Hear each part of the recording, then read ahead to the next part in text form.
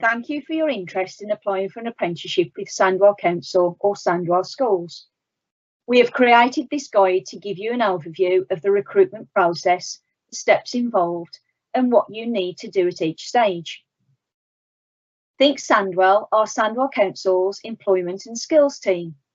We help people get into jobs, apprenticeships, or short training courses to improve their employability. We work with people of a variety of ages and not just Sandwell residents.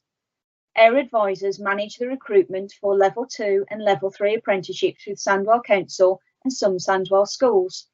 So if you're looking to start or change your career with an entry-level apprenticeship, you've come to the right place. As a Sandwell apprentice, you won't just be gaining the qualification attached to your apprenticeship and valuable experience in the workplace. You'll receive support from a Think Sandwell mentor to help ensure that your apprenticeship progresses smoothly and supports you with any issues. The Council's Learning and Development team have produced internal training bespoke for apprentices, otherwise known as our Skills Academy. This will complement the learning you do as part of your apprenticeship qualification. And at the end of your apprenticeship, the Next Steps programme will help you to apply for your next opportunity. So hopefully that's convinced you that an apprenticeship with Sandwell is the way to go. So here's how our recruitment process works. The first step is to register and create an account with the Find an Apprenticeship Service website.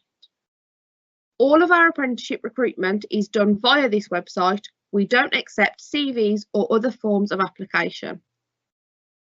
Once you have seen a vacancy you wish to apply for, please make sure you include your Maths and English grades as part of your application. Usually this is GCSE grade C or 4 or Functional Skills Level 2. However, the advert will state the exact requirements. If you don't have the required grades, you won't be able to progress on this occasion, although we can help you to find a course to improve your grades so that you can go on to apply in the future.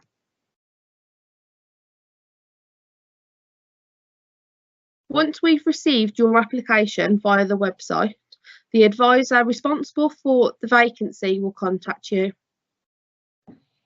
This will either be via phone or email, using the details you have provided online. So please make sure that you are checking your phone, voicemail and email regularly.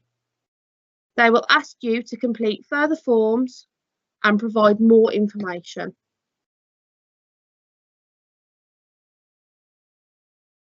One of the documents you will be asked to complete is the SMBC application form. This application form is important as it will be used to make a decision on whether to progress your application to the next stage. So you should complete it carefully with as much detail as you can, particularly in section 5, supporting information. The video, How to Complete an SMBC application form, will give you more hints and tips on how to complete this form. You will need to provide evidence that you have the Maths and English language grades required for this, and we will need to see the certificates. Unfortunately, we cannot accept a statement of results unless you have recently taken your exams and received your grades. If you don't have your certificates, we may be able to help you source copies for a future application. Another document you may be asked to complete for our service is a registration form. This is so your information can be captured for our database and for you to give us your permission to process your details as part of the recruitment stages. You have the right to ask us to remove your details from our database at any time. If your council application form is successful, you'll be invited to an interview. This can take place either face-to-face or via a virtual platform such as Skype or Microsoft Teams. There will usually be 2 or 3 people interviewing you, and they will take it in turns to ask you questions and score your answers. Then the candidate with the highest score will be offered the apprenticeship. If you haven't had an interview before, or it's been a while, please take a look at our interview tips video, or ask us for some interview practice with a member of the Think Sandwell team.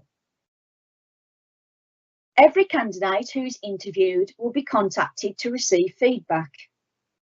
If you wasn't successful this time, we can allocate an advisor to work with you on future applications if you wish.